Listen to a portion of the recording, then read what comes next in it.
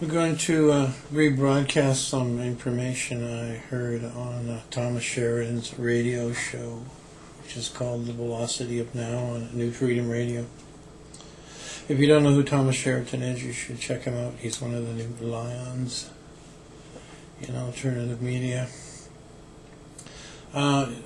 This is his take on the Kenyan false flag operation. I'm just rebroadcasting it. It's all his thinking, and I give him full credit for that. But it needs to get out.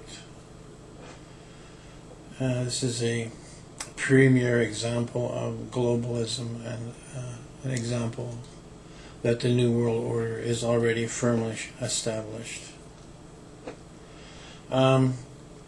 Ostensibly, from the outside, we hear on the news that a Muslim extremist attacked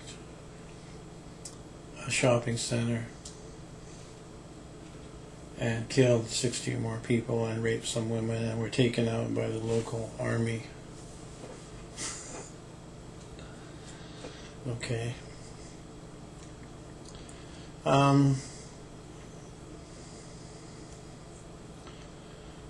The reason this happened is, if you back up the news a little bit, the second largest fresh water supply in the world was found by satellite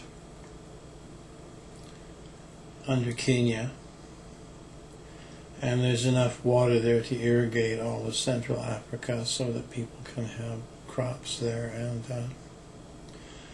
turn the economy around. But Africa is the new target for the US, Britain, and China. So they don't want them to have their own country developed.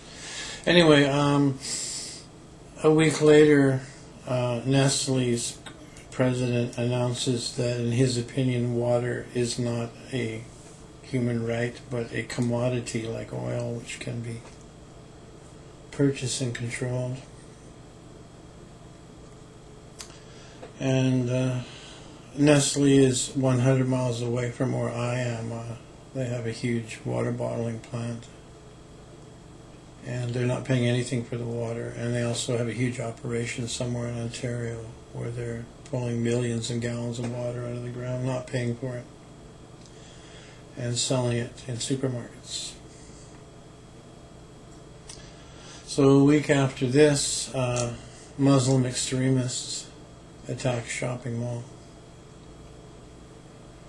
And the odd thing about this flag within a flag is some women were raped. Muslim extremists don't do that. It's considered bad form. They don't mind cutting your head off, but raping a woman is a no-no. So this is, Thomas Sheridan says, this is more like a cult type of psychotic violence. And he says, don't think that the CIA types of organizations, the secret organizations, don't know about these psychotic groups, and don't think they don't use them to get things done.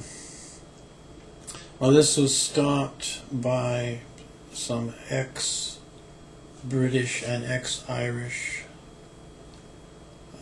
commandos, special forces people, who just happened to be near the shopping mall, who just happened to have their Uzis with them, just happened to hear about that it was happening, and all get down there and take out the bad guys.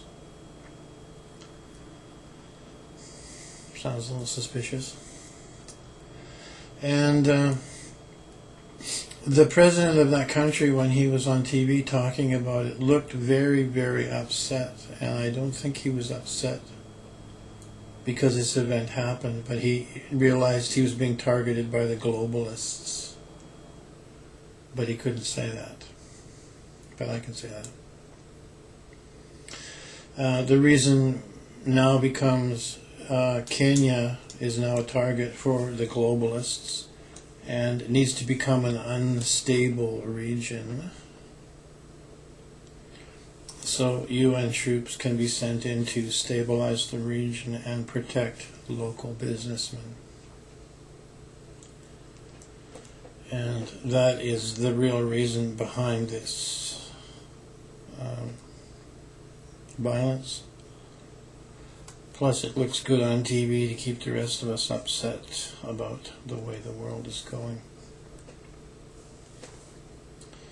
The satellite that picked this up was paid for by tax dollars extracted from the people at gunpoint. So, I know most of us don't want this kind of stuff going on, so the more you know that what you see in the news is just a frosting on the cake of a vast global scoop up of resources. And if we don't change the paradigm, we're all going to wind up permanently ill on pharmaceutical drugs for the permanent illness and lining up to eat genetically modified food. And it's now illegal in some of the states for people to collect rainwater. That's pretty insane. Yes, but it's put in there by psychopaths, so of course it's insane. Well, there you go.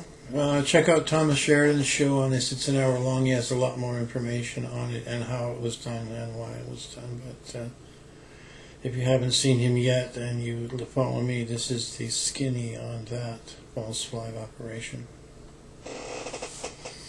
Thanks for dialing in.